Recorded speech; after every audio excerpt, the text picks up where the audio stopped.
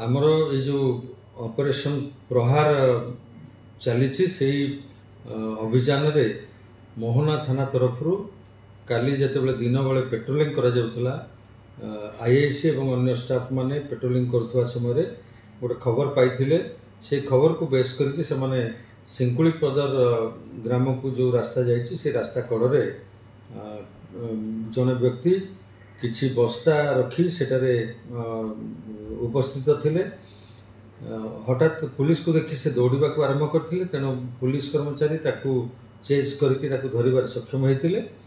तापरे से बस्ता गुड़िकर गंजेई थिबार देखा जाइथिला। ओजन करिबारे से गंजेई 2 क्विंटाल 20 केजी ओजन होइतिला।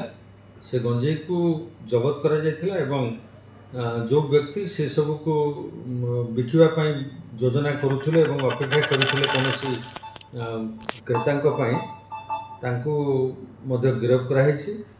तांको ना बुडू रहित, पिता स्वर्गत डाडू रहित एवं तांको घर से सिंकुली पदर बाघमारी अंचल रे।